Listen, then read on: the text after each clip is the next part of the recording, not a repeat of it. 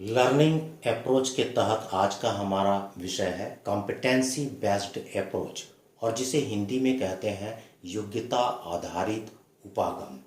साथियों, हमारे मन में जब हम इस विषय का अध्ययन करेंगे तो बहुत सारे प्रश्न उत्पन्न होंगे और उन सभी प्रश्नों के उत्तर जानने की हमें आवश्यकता होगी। आप सभी को नमस्कार और आज की कक्षा में आप सभी का स्वागत है, अभिनंदन है। तो योग्यता आधारित उपागम को हम कुछ प्रश्नों के माध्यम से समझेंगे। जैसे यहाँ पर पहला प्रश्न यह है कि अपेक्षित अधिगम परिणाम क्या है, या फिर हम कहेंगे कि इस परिणाम की प्राप्ति कैसे होती है और किन आधारों पर होती है।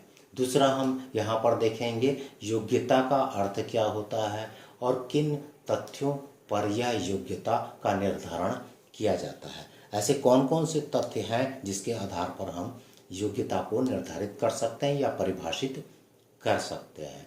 उसके पश्चात हम कुछ उदाहरण यहाँ पर रखेंगे, जैसे भाषा संबंधी योग्यता क्या है, गणित संबंधी योग्यता क्या है, पर्यावरण संबंधी योग्यता क्या है। तो इन आधारों पर हम अन्य विषयों को की भी योग्यता को समझ सकते हैं। उसके पश्चात हम यह देखेंगे कि पाठ्यक्रमों में इकाई व्यवस्था किस प्रकार की जाती है। क्या यह योग्यता पर आधारित होती है या फिर किसी स्तर पर आधारित होती है या किसी क्रम में यहाँ पर निर्धारित होती है, उसका भी यहाँ पर हम वर्णन करेंगे। उसके पश्चात हम देखेंगे कि जो कॉम्पिटेंसी बेस्ड अप्रोच है उसकी उपयोगिता क्या है और किसी कक्षा में जब हम योग्यता आधारित उपागम को लागू करते हैं तो अधिगम पर क्या प्रभाव पड़ता है। उसके पश्चात अंत में हम यह देखेंगे कि सावधानियां कौन कौन सी बरतनी चाहिए और इसकी सीमाएं कौन कौन सी हैं। तो सबसे पहले आइए हम समझने का प्रयास करें कि अपेक्षित अधिगम परिणाम क्या होता है। तो इसको हम इस प्रकार समझें कि अक्सर आपने देखा होगा कि कक्षाओं में किसी विषय को पढ़ते हुए जो विद्यार्थी होते हैं वो ठीक से उत्तर नहीं दे पाते, या फिर हम ये कहें कि विषय के उद्देश्य होते हैं उसकी प्राप्ति शिक्षक को नहीं हो पाती, या फिर हम ऐसा भी कह सकते हैं कि वे अपने व्यवहार में अपेक्षित जो स्तर होता है उसके अनुरूप अपने आप को ढाल नहीं पाते। तो अपेक्षित अधिगम का अर्थ होता है लर्निंग आउटकम्स, और इसका यह अर्थ होता है कि किसी भी स्तर में जो योग्यताएं हैं वह निर्धारित होती हैं और उन योग्यताओं के व्यवहार में जो परिवर्तन होता है उसकी अपेक्षा किसी शिक्षक के द्वारा की जाती है जो उस स्तर के शिक्षक होते हैं। तो विद्यार्थियों से यह अपेक्षा की जाती है कि वे जो परिणाम है उसको प्रदर्शित करें या फिर अपने व्यवहार को दर्शाएं, तो हम उसे योग्यता की श्रेणी में ला सकते हैं। यदि कोई शिक्षार्थी अपने व्यवहार को स्तर के अनुरूप प्रदर्शित करता है तो हम ये कहेंगे कि वह अपेक्षित अधिगम को पूर्ण करता है या योग्यता को पूर्ण करता है। तो कहने का तात्पर्य ये है कि प्रत्येक विषय के लिए अलग अलग योग्यताएं कक्ष के अनुसार या कक्षानुसार निर्धारित की जाती हैं, और यदि कोई शिक्षार्थी उस योग्यता को प्राप्त कर लेता है तो हमें अपेक्षित अधिगम परिणाम मिलते हैं या शिक्षक को मिलते हैं। आइए हम योग्यता के अर्थ को समझें। तो इन तथ्यों के आधार पर हम योग्यता के अर्थ को समझने का प्रयास करते हैं। पहला जो दिया गया है उसमें यह दिया गया कि दैनिक जीवन में आवश्यक कार्यों को करने के लिए ज्ञान, कौशल, व्यवहार में कुशल होना। इसका अर्थ ये है कि दैनिक जीवन में शिक्षार्थी के जीवन में बहुत सारे समस्याएं आती हैं और इन समस्याओं को वो अपने योग्यता के अनुसार, अपने स्तर के अनुसार हल करता है, और जब वह अपने व्यवहार में इस समस्या को हल करने में प्रदर्शित जो करता है कि मैंने इस समस्या को हल कर दिया, तो हम ये कहेंगे कि वह जो शिक्षार्थी होता है वह योग्य होता है। तो वह अपने ज्ञान के आधार पर, कौशल के आधार पर, अपने व्यवहार में वह कुशल हो जाता है, यानी कि किसी भी कार्य को वह बहुत अच्छे ढंग से जो अपेक्षा की जाती है उसके अनुरूप करता है, तो उसे हम कौशल भी कहते हैं। अब ये जो योग्यता है वह मापनीय होती है। इसका अर्थ ये है कि वह मापन योग्य होता है, या फिर हम कहेंगे कि उसका निर्धारण किया जाता है, उसका मूल्यांकन किया जाता है, और हम यह निर्धारित कर सकते हैं कि कोई शिक्षार्थी ने किसी स्तर पर योग्यता हासिल की है कि नहीं। तो ये मापनीय का मतलब है कि उसका मूल्यांकन किया जा सकता है। विशेष प्रकार का कार्य यदि किसी ने किया है जो कि अपेक्षित है स्तरानुसार, तब हम उसको योग्यता की श्रेणी में रखेंगे। एक प्रकार का व्यवहार जिसे पूर्ण किया जाना अपेक्षित है। किसी भी कक्षा में मान लो हम ये कहेंगे कि किसी विषय को यदि हम यहाँ पर लें, तो हिंदी विषय को यदि हम ले रहे हैं तो यह अपेक्षा की जाती है। मान लो किसी भी कक्षा की अपेक्षा में हम यह रखें कि उसको पैराग्राफ को पढ़ना आ जाता है, तो हमारी ये अपेक्षा है कि विद्यार्थी उस पैराग्राफ को पढ़ ले और बोल दे। तब हम ये मानेंगे कि वह जो विद्यार्थी है वह अपेक्षित स्तर के अनुरूप है, या फिर योग्यता को प्राप्त कर लिया है, या कुशलता को प्राप्त कर लिया है। व्यवहार का प्रदर्शन हो, यानी उसे प्रदर्शन करना भी आवश्यक होता है कि वह बतलाए कि उसने योग्यता प्राप्त कर ली हो। विशेष प्रकार के ज्ञान में दक्षता हासिल की हो। जब हम यह देखते हैं कि किसी स्तर में जो कुशलता क्षमता होती है वह निर्धारित होती है, और उस दक्षता को उस विद्यार्थी ने प्राप्त कर लिया है, तो हम उसको अपेक्षित अधिगम परिणाम की तरह यहाँ पर देखेंगे। अब हम आते हैं योग्यता के कुछ उदाहरणों को लेकर। यहाँ पर सबसे पहले भाषा संबंधी जो योग्यता है उसमें यह अपेक्षा की जाती है कि जो विद्यार्थी है वो उचित उच्चारण करे, अपने स्तर के अनुरूप उच्चारण करे। संयुक्ताक्षर है तो उसका भी उच्चारण वह कर ले। यदि किसी कॉम्प्लेक्स सेंटेंस है तो उसको वो बोल ले, या फिर व्यक्त कर ले, या समझ ले। तो इन चीज़ों में योग्यता निर्धारित की जाती है, लेकिन यह कक्षा के अनुसार अलग अलग होती है। उसी प्रकार जो चिन्ह यहाँ पर दिए गए हैं उसका वह प्रयोग कर सके, लिख सके, व्यक्त कर सके और समझ सके, किसी को अपनी भाषा में समझा सके, अभिव्यक्त कर सके, संप्रेषण कर सके। तो ये बहुत सारी जो योग्यताएं हैं वो अलग अलग कक्षाओं के लिए निर्धारित होती हैं, और उसी को यदि वह विद्यार्थी प्राप्त कर लेता है तो हम कहेंगे कि वो भाषा नामक योग्यता को प्राप्त कर लिया अपने स्तर के अनुरूप। फिर हम आते हैं गणित को। ये जो हम यहाँ पर योग्यता का प्रदर्शन कर रहे हैं वह हम किसी विषय के को लेकर कर रहे हैं, और ये अलग अलग कक्षाओं में अलग अलग हो सकता है, लेकिन हम समझाने के उद्देश्य से आपको एक उसके उदाहरण के रूप में यहाँ पर आप लोगों के सामने प्रस्तुत कर रहे हैं। तो यहाँ पर दिया है स्तर के अनुसार, जैसे मान लो किसी कक्षा में दिया है कोण बना पाना, तो यदि वो कोण बना लेता है तो हम कहेंगे कि वो योग्यता को प्राप्त कर लिया, या अपेक्षित स्तर को प्राप्त कर लिया।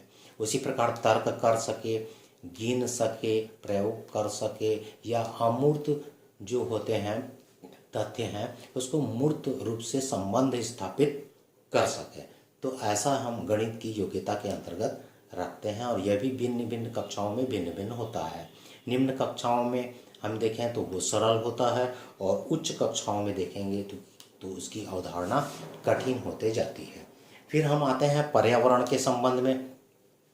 पर्यावरण से संबंधित जो योग्यताएं हैं, जैसे भूगोल की समझ बना के रखना, आसपास जहाँ पर रहते हैं वहाँ के ज़मीन की बनावट को देखना, या फिर हम कहेंगे कि वहाँ क्लाइमेट का अध्ययन करना या उसकी समझ बनाना, या फिर वहाँ पर जो रचनाएं हैं ज़मीन संबंधी उसको समझ पाना, मौसम को समझ पाना, संबंधों की पहचान व व्यवहार, आस पड़ोस के लोग जो रहते हैं उससे किस प्रकार से संबंध स्थापित किया जाए, अपने संबंधियों से किस प्रकार से पहचान बनाई जाए, उनसे किस प्रकार से व्यवहार किया जाए, यह सब पर्यावरणीय योग्यता के अंतर्गत आता है। स्वच्छता रख सके, अपने आसपास के वातावरण को स्वच्छ के प्रति उनकी कहना चाहिए समझ बननी चाहिए स्वच्छता के प्रति, तो यह भी योग्यता के अंतर्गत आता है। अब हम देखते हैं कि पाठ्यक्रमों में इकाई व्यवस्था का क्या स्वरूप होना चाहिए। तो किसी भी स्तर में यदि हम देखें, इसका अध्ययन करें, तो किसी कक्षा में यदि पाठ्यक्रमों में इकाई व्यवस्था है वह एक निश्चित स्तर के अनुक्रम में रखा जाता है, यानी एक क्रम से रखा जाता है। तो जैसे कक्षा मान लो पहली है या दूसरी है या 8वीं है, तो प्रत्येक का जो स्तर होता है वो अलग अलग रहता है। लेकिन इसमें एक बात बहुत महत्वपूर्ण होती है कि जो क्रम होता है यानी निम्न से उच्च स्तर का क्रम बना रहता है। यानी पहले वो थोड़ा सा सरल योग्यता को प्राप्त करते हैं विद्यार्थी, उसके पश्चात धीरे धीरे क्रमशः वह उच्च स्तर की ओर बढ़ना प्रारंभ करते हैं। तो इस बात का इसमें बहुत ही ध्यान रखा जाता है। पाठ्यक्रमों में मापदंड का मूल्यांकन का निर्धारण भी किया जाता है। हम देखेंगे कि जो विषय वस्तु है उसमें जो उद्देश्य निर्धारित किए गए हैं उसका हम योग्यता का मापदंड कैसे निर्धारित करें, तो यह भी ध्यान रखा जाता है पाठ्यक्रम के तहत कि यदि उसका क्या पैमाना है जिसके अनुसार हम उसको योग्य माने। उसी प्रकार मूल्यांकन आकलन की व्यवस्था होती है, उसका निर्धारण किया जाता है किस स्तर पर हम किस प्रकार का मूल्यांकन करें, यह उसमें निर्धारित किया जाता है।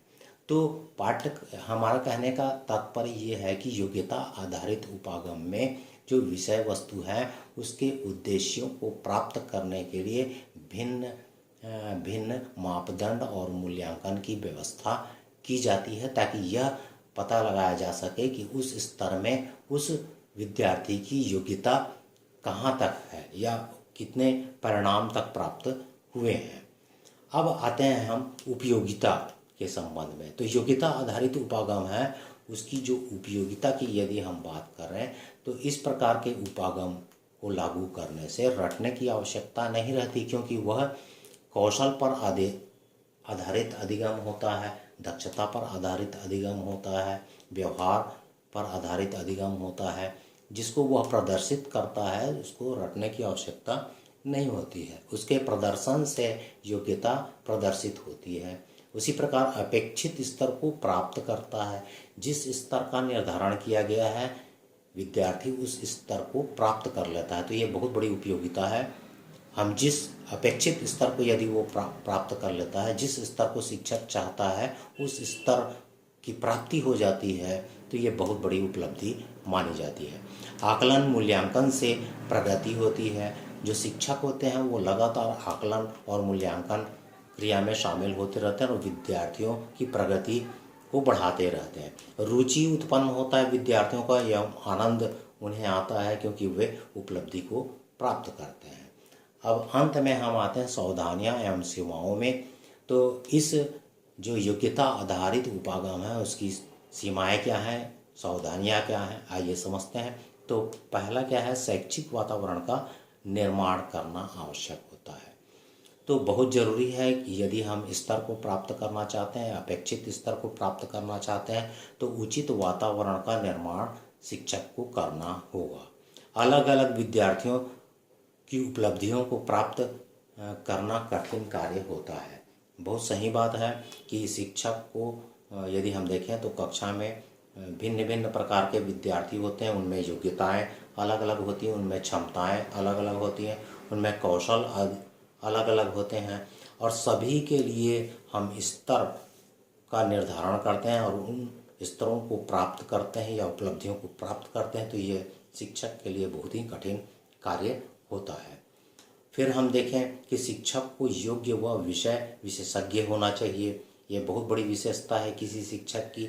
यदि वो योग्य होंगे, पूरे पाठ्यक्रम की समझ रखते हैं, पूरे स्तर की समझ रखते हैं, अपेक्षित अधिगम परिणाम के सूची की जानकारी रखते हैं, योग्यता की जानकारी रखते हैं, तभी इस प्रकार के जो शिक्षक हैं वो अपेक्षित स्तर को प्राप्त कर सकते हैं। उचित उनके पास मापदंड का पैमाना होना चाहिए, मूल्यांकन करने का तरीका होना चाहिए, आकलन करने की प्रविधि होनी चाहिए, तभी जो शिक्षक हैं वो योग्य या विषय विशेषज्ञ कहलाएंगे। फिर हम आते हैं अंत में उपचारात्मक शिक्षण की आवश्यकता होती है। कुछ जो विद्यार्थी होते हैं वो अधिगम करने में पिछड़ जाते हैं, तो उनको साथ में लाने के लिए उपचारात्मक शिक्षण की आवश्यकता होती है, उनको अलग से समय देने की आवश्यकता होती है, उनके कौशलों को विकसित करने की आवश्यकता होती है। तो ये भी एक प्रकार की शिक्षक के प्रति कठिनाई है। तो यदि इन सीमाओं को पूर्ण किया जाए या फिर सावधानियों को बरती जाए तो योग्यता आधारित उपागम में बहुत ही उपलब्धियां प्राप्त होती हैं। तो साथियों, आज हमने योग्यता आधारित उपागम या कॉम्पिटेंसी बेस्ड अप्रोच का यहाँ पर अध्ययन किया। अपेक्षा है कि आप लोग इस उपागम को पूरी तरह से समझ गए होंगे। बहुत सारे उदाहरण यहाँ पर बताए हैं। यदि कोई शिक्षक इन कहना चाहिए अप्रोच को या फिर इस अप्रोच को अप्लाई करते हैं तो बहुत सारी उपलब्धियां उन्हें प्राप्त हो सकती हैं और जो विद्यार्थी बहुत तीव्र गति से अधिगम कर सकते हैं और शिक्षक को परिणाम भी मिल सकता है और शिक्षार्थी को भी परिणाम मिलता है। तो आप सभी को बहुत बहुत धन्यवाद और नमस्कार।